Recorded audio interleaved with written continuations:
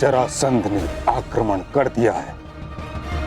यदि युद्ध ही नियति है तो मैं मगध नरेश से युद्ध करूंगा। नहीं, अंग अपनी रक्षा करने में आत्मनिर्भर है मां महीम। अंगवासी ये युद्ध स्वयं लड़ेंगे।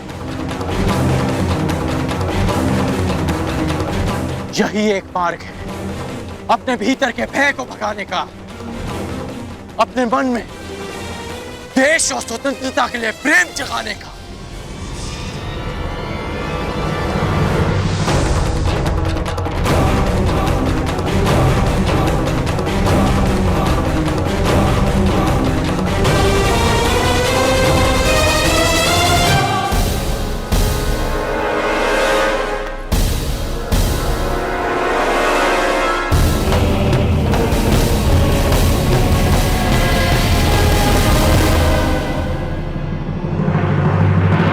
ये है वो बालक जिसने मगध नरेश को ललकारा है। और गुप्तचर शत्रु का विवरण भी ठीक से नहीं दे सकते। कहां है वो पर्वतों का बल? कहां है वो तेज?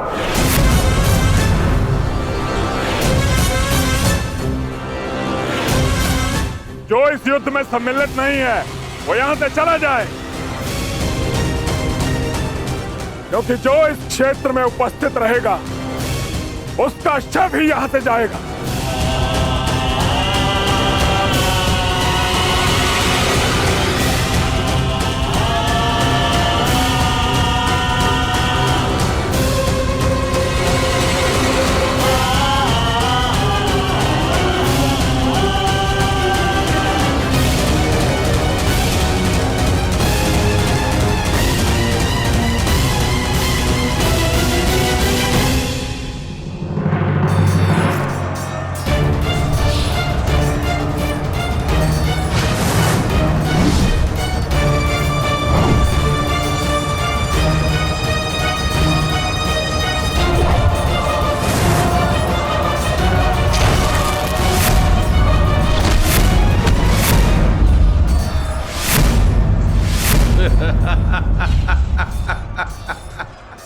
युद्ध कौशल और बल दोनों तुम में है दुर्योधन, परंतु लगता है तुम्हारे आचार्य द्रोण ने तुम्हें गदा युद्ध में प्रवीण नहीं किया। तुम्हें और प्रशिक्षण की आवश्यकता है दुर्योधन। यदि चाहो तो वो प्रशिक्षण हमसे ले सकते हो।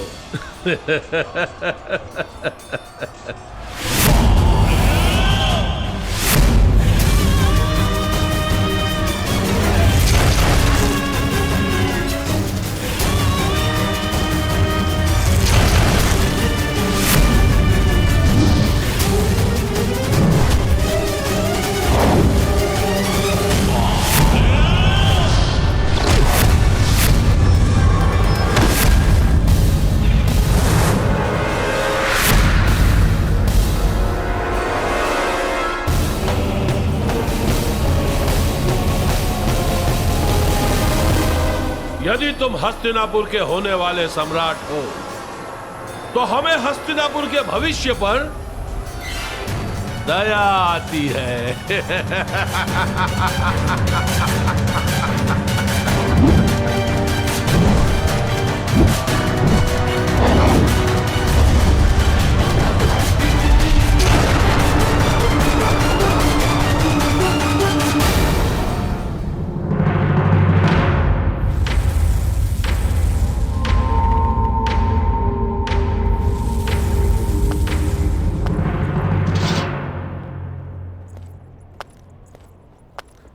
तो अंगराज, मुझे लगता है हमारे पास पर्याप्त सेना है।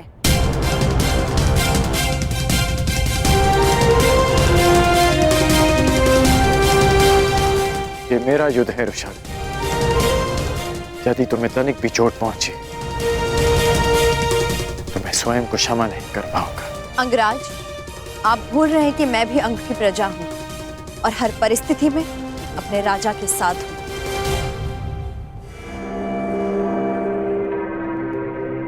तो तुम्हारा राजा तुम्हें आदेश देता है कि चली जाओ। जो रणभूमि में सिद्ध नहीं कर पाए, उसे सिद्ध करने का अवसर आज मिला है। क्या अपने कर्म से यह अवसर छीन लोगी रुशाली?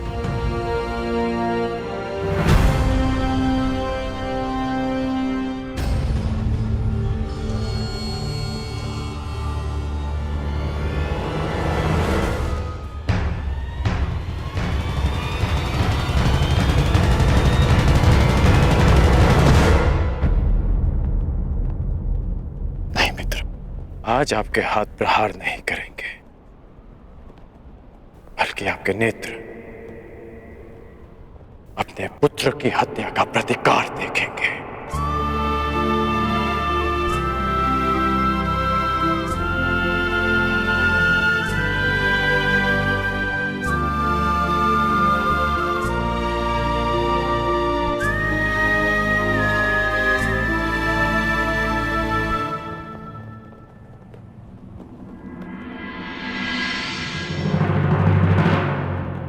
क्या हुआ अंगराज, कहीं भयभीत तो नहीं हो गए?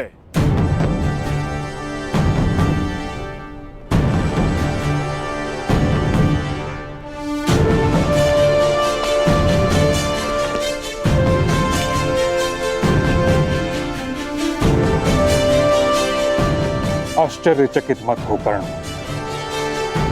मैं भले ही तुम्हारी नीति के विरुद्ध हूं, भले ही यह युद्ध उचित है या अनुचित, किंतु तुम हस्तिनापुर का एक भाग हो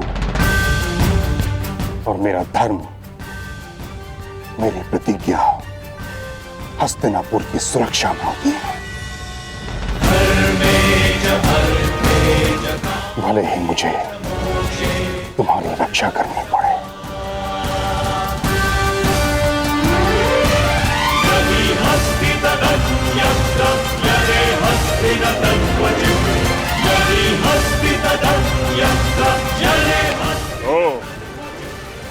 तो महाबली भीष्म भी प्रत्यंचा चढ़ा रहे हैं। जिस जरासंध ने कृष्ण को भी रणभूमि छोड़ने पर विवश कर दिया था, वो तुम दोनों से क्या डरेगा? प्रतीत होता है कि नियति ने तुम दोनों का अंत एक ही दिन में जरासंध के हाथों लिख दिया।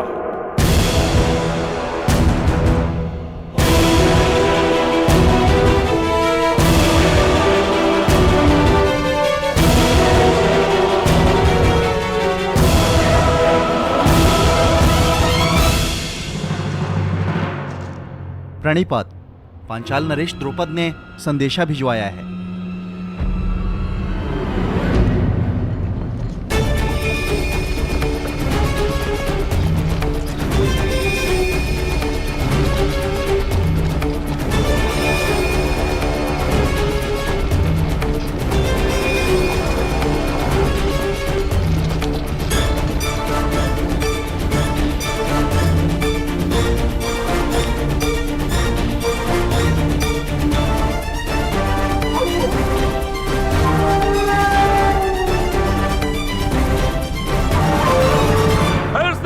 हुए द्रोण,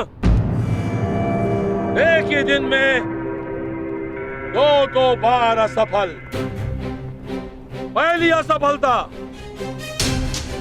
पांचाल नरेश द्रुपद की शक्ति को कम आंकना, और दूसरी असफलता अपने इन शिष्यों की क्षमता को अधिक आंकना। दया आती है द्रोण, क्या अपने इन्हीं शिष्यों की क्षमता पर तुम पांचाल नरेश द्रुपद को ललकारने की चेष्टा कर रहे थे? लज्जा आती है द्रोण, तुम्हें अपना सहपाठी कहते हुए। कभी हमने साथ में शिक्षा ग्रहण की थी, अब क्या करो? भिक्षा मांगोगे? अपने प्राणों की या अपने इन 100 शिष्यों के प्राणों की?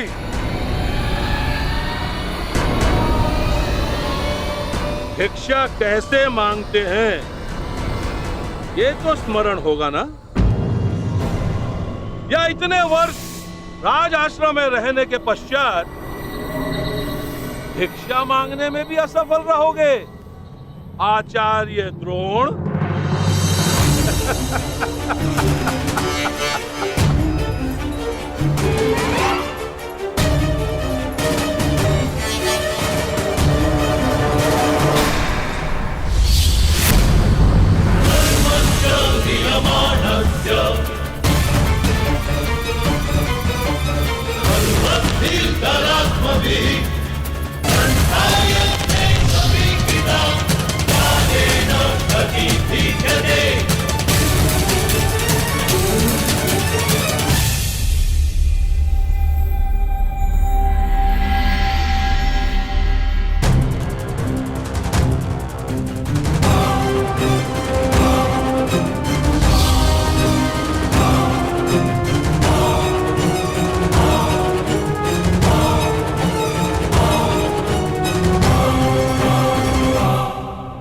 असफल तुम्हें होना है द्रुपद। मेरे शिष्यों की योग्यता को तुमने कम में आंका है। और रही बात भिक्षा की, तो समय बताएगा कि द्रोण पांचाल नरेश के समक्ष भिक्षा मांगता है या पांचाल नरेश हाथ जोड़कर द्रोण के शरण में आता है। तुमने गुरु का अपमान किया था और उसी अपमान का प्रतिशोध लेने आए हैं मेरे ये शिष्य।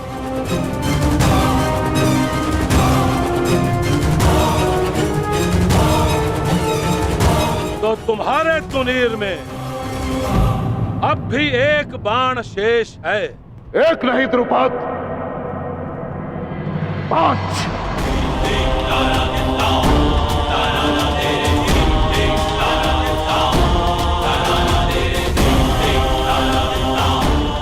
तो चुनौती प्रस्तुत करो।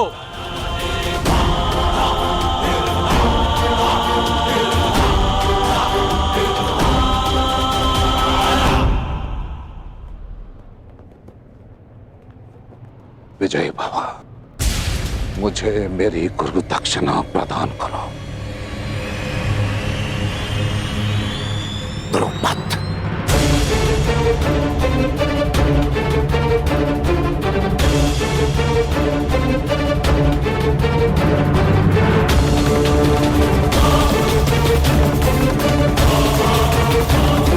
भाग नहीं लेंगे।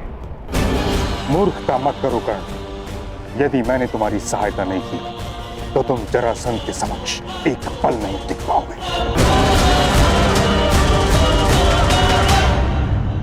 कदाचित महामहिम भूल रहे हैं कि उन्होंने क्या कहा था कि हस्तिनापुर की सुरक्षा उनका पहला उद्देश्य है। आपके धनुष से छूटा एक बाण हस्तिनापुर को महायुद्ध की अग्नि में झुलसा देगा। इसलिए आप इस युद्ध में सम्मिलित नहीं हो सकते।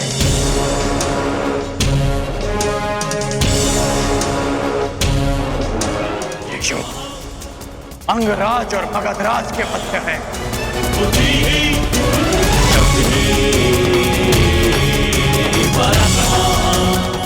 अंगराज कर्ण युद्ध के लिए प्रस्तुत है। मगधराज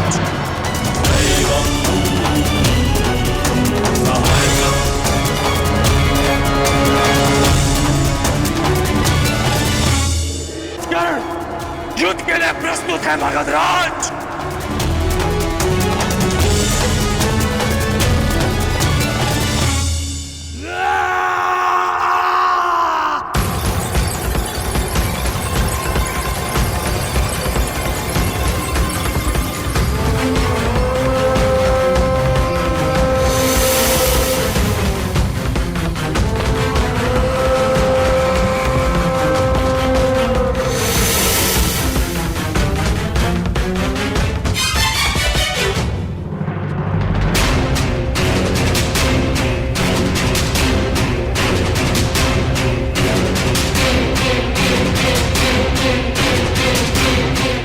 के लिए अपना शस्त्र चुन लो अंगराज। मैं अंक का वासी हूं और आप मगध के। इस नाते आप हमारे अतिथि हुए, इसलिए मैं आपको अवसर देता कि जिस विद्या में आप निपुण हैं उसका प्रयोग आप कर सकते हैं। तुम्हारी दृष्टि में मैं अतिथि हूं, किंतु मेरी दृष्टि में तुम शत्रु होकर,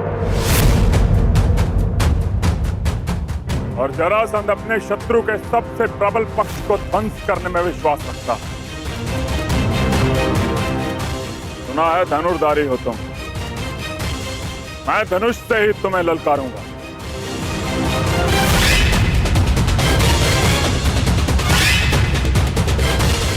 कैसी आपकी इच्छा।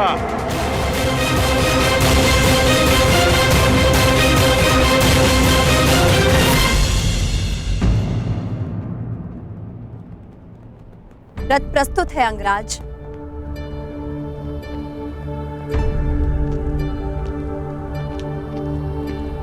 भीष्म,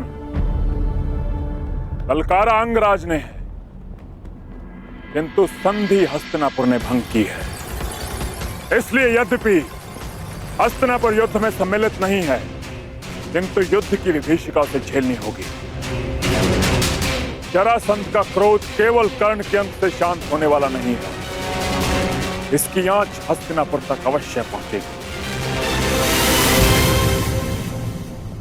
इस युद्ध से पूर्व दो बातें जानना तुम्हारे लिए आवश्यक है मगध नरेश। प्रथम, हस्तिनापुर के शांति प्रयास को उसकी निर्बलता मत समझना, और मेरे मौन को मेरी दुर्बलता मत समझना।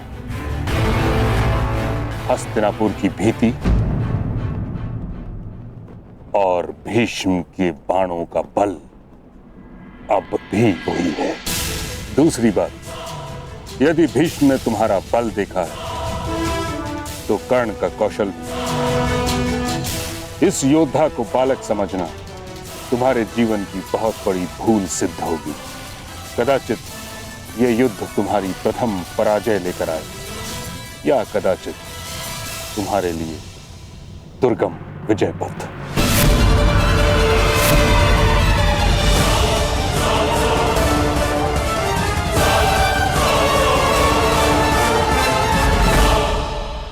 कर्ण, यह कहने की आवश्यकता नहीं कि तुमने संसार के सबसे भीषण प्रतिद्वंदी को ललकारा है।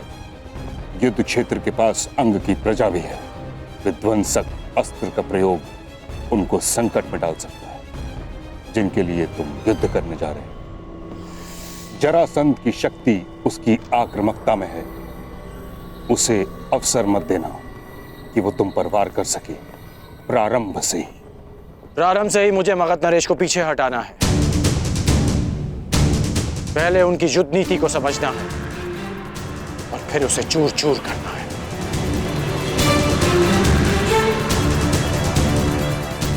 आप भूल रहे हैं मां महिम कि हम दोनों एक ही गुरु के शिष्य हैं। मुझे स्मरण है कर्ण, और तुम भी स्मरण रखना कि ये कोई रंग भूमि नहीं, वास्तविक युद्ध भूमि है।